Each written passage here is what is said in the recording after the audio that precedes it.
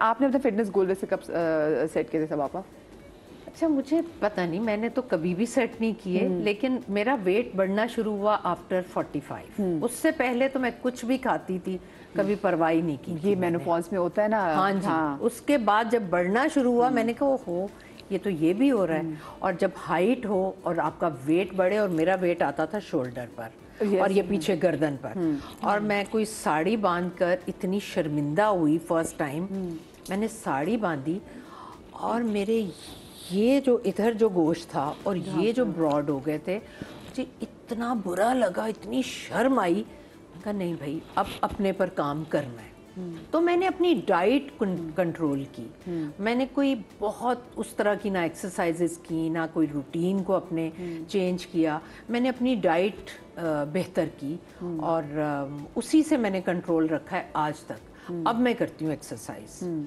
जिस एज में आपको तकलीफ देती है ना ये चीज़ें, उसी एज में करनी पड़ती हैं, क्योंकि तकलीफ के बाद ही उसका आपको फल मिलेगा। जवानी में तो सब कुछ हो जाता है, इस एज में आप कुछ भी करते हैं ना तो उसमें आपको स्ट्रगल करनी पड़ती है, आपको मेंटली भी और फिजिकली भी। वो तकलीफ दे है। तो मुझे लगता है उसी तकलीफ है जो खुशी खुशी जिम जाते हैं। नहीं, मैं कभी जिम नहीं गई। मैं जिंदगी नहीं, मैं तो एक वॉक करने का शौक नहीं है। नहीं, मैं तो वॉक भी नहीं करती हूँ। और ये जो अभी बात कर रही थी ना कि मैं बिजी, ये इतना बिजी रखती है खुद को। मैं तो इसको देखती हूँ, ये तो हर चीज इसके पास टाइम नहीं है किसी काम के लिए। मैं अपने रूम से निकलती हूँ तो इसने सब कुछ, हर पता नहीं कितनी तरह के तो स्प्रे पड़े हुए हैं। ये फर्श का है, तो ये दीवारों का है, ये इसका है। अब मैं पूछ रही होती हूँ ये चम्मच इधर रख दूँ, ये मैंने ग्रीन टी बनाई है, इसको मैं इस तरह से मैं अभी ठीक कर दूंगी, मुझे क्यों शर्मिंदा करी। मैंने कहा नहीं, आप हैं ऐसी। तो ये तो बड़ा बिजी रखती हैं खुद को। अच्छा, मैं बहुत आरामदेह चिल, मुझे ना ज़्यादा जो चीज़ें मुझे तकलीफ़ दें ना, वो भले अच्छी भी हों, मैं वो छोड़ देती हूँ। मेरे लिए अच्छा, इस एज में सबसे ज़्यादा आपकी जो इम्पॉर्टेंट चीज़ है ना, वो आपका मेंटल पीस है। आपका जहन अगर पुरसुकून है ना, तो आपको हर चीज़ उसी ऐनक से नज़र आएगी। जहन आपका अगर पुरसुकून नहीं है, उसमें कोई हलचल है, उसमें कोई नेगेटिविटी है, उसमें किसी के खिलाफ आपके दिल के वो चीज़ें आपको बर्बाद कर देती। अच्छा, मैं ना आप देखिए अभी आप भी हैं, समझिए हम भी बैठी हुई हैं, ठीक है, और साथ में मुनज़्ज़ा जी भी हैं। तो मैं देखती हूँ कि वो बहुत सारी लड़कियों, उनको लगता है ना कि यार जब अब शादी हो गई, बच्चे हो गए, आपकी प्रोग्रेस ख़त्म होगी, तो आप तो दोनों जो ख़वातीन हैं वो इतनी एक अच्छी एग्जांपल है हमारे सामने कि बच्चे, ठीक है, बच्चों को आपने उसमें लगाया और उसके बाद देन आपका अपना जो इर्तिका का प्रोसेस है, एंड क्योंकि एक बूम में है, दोनों ज़बरदस्त काम करें, क्योंकि समहाउ हमारे यहाँ अगेन वही कि ये समझा जाता है कि जी जो ज़्यादातर आगे बढ़ने का स्कोप है वो जो बिल्कुल नए लड़के लड़कियाँ जो नहीं, हाँ। और अब देखिए साथ, अगर मैं हमसाया में देखिए जी, नैना गुप्ता ने अब जैसे उनको भी बेस्ट एक्ट्रेस का अवार्ड मिला, क्योंकि उन पे फिल्म बनी है, तो वो मतलब वो बता रहे कि एज का मसला नहीं, अवार्ड की बात ना करें। दुख सिर्फ यंगस्टर्स के साथ ही चल रहा होता है, हम लोगों के साथ नहीं चला। लेकिन मैं तो इस चीज को भी कभी अपने दिलो दिमाग पर सवार नहीं करती। नहीं, देखें, जिन प्रोजेक्ट पर अभी भी अवार्ड मिले हैं, जिन लड़की को, लड़के को, डायरेक्टर को, उसमें बेस्ट काम मेरा था, बहुत ज्यादा और बहुत अप्रिशिएट हुआ। लेकिन कभी सोचा ही नहीं कि अवार्ड तक पहुंचेंगे, क्योंकि ये मैंने आपको कहा है कि कितने अवार्ड मिले। मैं आपको बताऊं, मेरे पास बहुत जबरदस्त पीटीवी के अवार्ड हैं जो ऑथेंटिक है, ठीक है। मुझे इन अवार्ड्स की इतनी जरूरत भी नहीं है। लेकिन हमारे यहाँ शोबिस को आप 3 कैटेगरीज में रख सकते हैं। एक वो जो जिनको अवार्ड के लिए रखा गया, नॉमिनेशन वहाँ होती है। एक सोशल मीडिया के लिए होते हैं, एक जो काम कर रहे होते हैं बेचारे। तो मैं, मेरे ख्याल में सोशल मीडिया तो अब जाहिर है मेरे लिए तो बहुत इम्पोर्टेंट है, और मैं सिर्फ काम कोई नहीं भैया, आप तो मैं सिर्फ काम कर रही होती हूँ, और मेरे नज़दीक आप बताना नहीं पड़ता कि मैं कौन हूँ। अच्छा, कौन वो नहीं, ये सिर्फ मेरे नज़दीक जो मेरी अचीवमेंट है, सबा फैसल एक नाम ऐसा है जो भी लेगा उसे अच्छा सबा फैसल। तो इस चीज़ के लिए बच्चे बच्चियां बहुत टाइम देते हैं और हमने भी बहुत टाइम दिया, इंतज़ार किया और फिर मनवाया। तो मुझे तो अवार्ड्स की ज़रूरत ही नहीं है, मेरे पास पब्लिक का इतना बड़ा अवार्ड है, वेरी ट्रू, रिवॉर्ड भी है और अवार्ड भी है। ये प्रोफेशनली आप एज कैसे कर रहे हैं, देखिए ये भी बड़ा इंपॉर्टेंट है कि उसमें भी आपकी ग्रेस जो है, और आप रुकते तो आप कहीं पे भी नहीं है। मैं मुझे रुकना तो गलत है ना। हाँ, जहाँ रुक गए वो कहते हैं ना, रुका हुआ तो ठहरा हुआ पानी भी गाई वाला पानी, गाई वाला, रुक ही तो जाते हैं, तभी तो आगे प्रोग्रेस नहीं करते हैं। I think that's the main take away आज के शो का, कि कभी भी लर्निंग का प्रोसेस और आपकी सेहत की केयर का प्रोसेस कभी रुकना नहीं चाहिए। और अपने जैसे अभी आपने कहा ना कि खाली दिमाग जो तो शैतान का घर है, वेरी ट्रू। अपने आप को इतना बिजी रखें। मैं घर में आई थी, I am the busiest person, बिल्कुल तुम्हारी तरह से। विंडोज का क्लीनर अलग है, किचन के काउंटर टॉप्स का अलग है, और घर में कहीं कोई कपड़े पे दाग लगा है, कुछ है, बच्चे मुझे कॉल करते हैं या मेरे पास आते हैं, इसका क्या करना है, इसके लिए कौन सा लिक्विड यूज करना है। तो इतना वास्ट है। अब जिस एरिया को ले लें उसमें बहुत लर्निंग है। तो सीखने के अमल को जारी रखें, अपने आप से प्यार करें, दैट्स वेरी इंपॉर्टेंट। अच्छा, अपने आप से इसमें एक और चीज मैं ऐड करूंगी, वेरिएशन जरूर रखें। सेम चीज नहीं करते रहे, उसमें ब्रेक आना चाहिए। आपने 4 साल एक चीज की है, ब्रेक कर दें, आप नई चीज उठाएं। आपको अपने आप को होमवर्क देना होता है एवरी टेन्योर। इसमें चाहे घर की सेटिंग भी हो, हर चीज को चेंज कर, हर चीज को घर भी तो हर 5 साल बाद ही बदलते हैं। मेरा तो ये तो हर साल बाद बदलती है। 6 माह बाद मुझे तो फर्नीचर चेंज करना होता है। मुझे तो मैं जाऊं और हर चीज मुझे वही नजर आए। पिछली दफा जहाँ, एक तो मैं वो सबसे पहले जाके सेटिंग चेंज करती हूँ, वो अच्छी हो, वो पहले से बुरी हो, मुझे चेंज चाहिए होता है। और उसके बाद मैं जब ईद का डिनर होता है तो मेरी कोशिश होती है अब मैं ये सोफ़ा चेंज कर लूँ।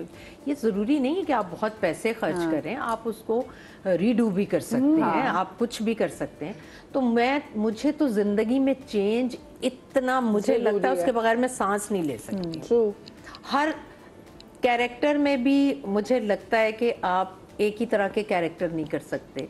अब हमारे प्रोडक्शन हाउस वाले कहते हैं जी, अगर हम सोचते हैं ये गरीब है तब भी आप जहन में आ जाती हैं, हम सोचते हैं अमीर है तब भी आ जाती हैं, रूड है तब भी आप मैं क्या, इसलिए कि मैंने हर तरह के कैरेक्टर किए हैं। हाँ, वो वेरिएशंस मुझे ये बताएं कि मैंने आप लोगों को देखा है कि आप लोग दोनों जो हैं ये मेकअप के साथ भी एंड विदाउट मेकअप भी आप लोग जो है बड़े दलेरी से अपने किरदार अदा करते हैं, जो कि हम देखते हैं कि इतना लोग नहीं करते। तो ये मैं आपसे जानना चाहूँगी कि आपने अपनी जो स्किन केयर रूटीन है इसमें आपने कब शुरू की, क्या क्या तब्दीलियाँ आई, और अब जो है वो नए आप क्या क्या चीज़ें कर रही हैं, ठीक है। लेकिन मुझे छोटी सी ब्रेक लेनी है, ब्रेक के बाद हाजिर होते कहीं में जाएगा।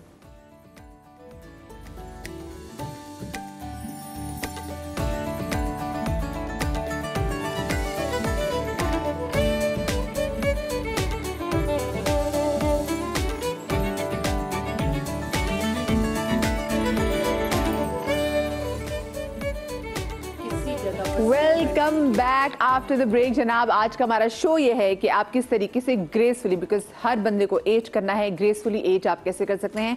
और जनाब इसमें सिर्फ खवातीन नहीं आ रही, इसमें मर्द हजरात भी शामिल हैं, क्योंकि एक टाइम के बाद हमें लग रहा होता है कि जी वो हो बस हम तो, हमारा जो काम होना था, हमारा ज़िंदगी का पर्पस जो है वो सब हो चुका है। और ये तब होता है जब आपकी शादी हो चुकी होती है। बहुत सारे लोग तो अपने आप को शादी की बात छोड़ देते हैं, फिर बहुत सारे लोग अपने आप को बच्चों की बात छोड़ देते हैं, और फिर इसकी वजह से अगलों को भी लगता है कि हाँ भाई ये इनकी तो एज होगी, क्योंकि ये हर चीज़ से अपने आप को ना बस कह के हम तो बस फारिग हो गए हैं, बच्चे पैदा कर लिए, सब चीज़ें हो गई।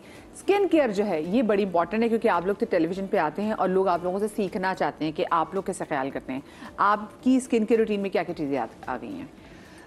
मुझे पहले बिफोर जैसे कहते हैं before menopause I had a very normal balance skin, लेकिन अब जो मेरी स्किन सुपर ड्राई है, इतनी ज़्यादा स्किन भी चेंज हो जाएगी। हाँ, ड्राइनेस बहुत ज़्यादा हो गई है। That's my experience. तो अब बिलीव नहीं करेंगे, तमाम ऑयल्स में सबसे हैवी ऑयल है कैस्टर ऑयल। बिल्कुल।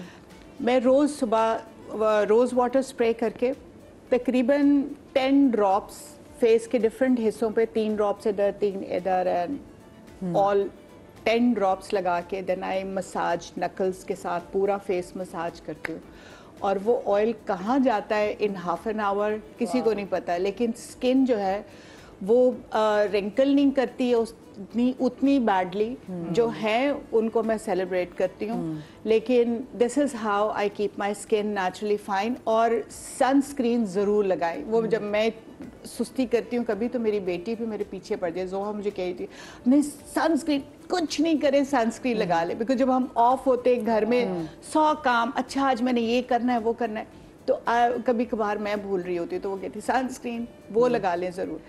तो ये जो आपने ऑयल की बात की, कल मेरे शो में सीमी राहिल आई हुई थी और वो बता रही थी कि वो रोज़ सुबह ऑलिव ऑयल की 2 चम्मच कहती मदिया में पीती हूँ। और मैं उनकी उंगलियाँ देख रही थी, उनके इतने खूबसूरत हाथ हैं। तो उन्होंने कहा देखो, बल्कि मेरी फैमिली में है प्रॉब्लम है, रोमेटाइटिस की प्रॉब्लम है, लेकिन मुझे नहीं। और उनकी इतनी खूबसूरत उंगलियाँ, कहती मैं पीती हूँ और मैं तवातुर से पीती हूँ। It's very good. सो ये ऑयल का भी इस्तेमाल जो है ना, या ऐसे आपकी चाहे वो स्किन के लिए हो चाहे वो खाने के लिए हो, लिवर के लिए भी बहुत अच्छा। स्किन के लिए बहुत मेजर एक चीज जो है ना, वो आपकी गट हेल्थ है।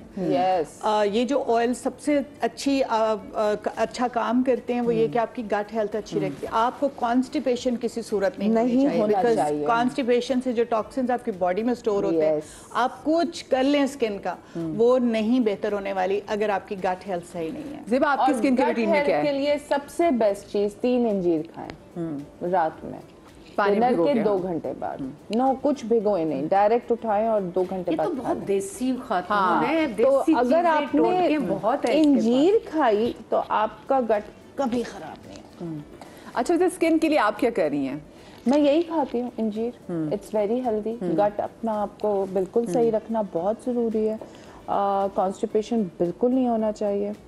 इसके अलावा और चेहरे पे लगाने के लिए क्या चीज़? नाइट क्रीम तो ऑफ कोर्स मैं लगाती हूँ, और सनस्क्रीन, वही sunblock is very important. You can not live without sunblock. और इसके अलावा workout, running is good for your skin.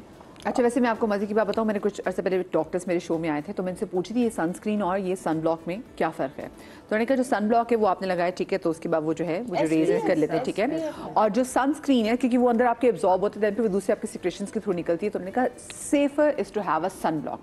Sunscreen जो है वो हम जितना अवॉइड करें उतना बेहतर है। मेरे ख्याल से सनस्क्रीन ज्यादातर बीबी क्रीम्स में या उसमें जो हमें मिलता है वो भी अच्छा है, लगाना चाहिए।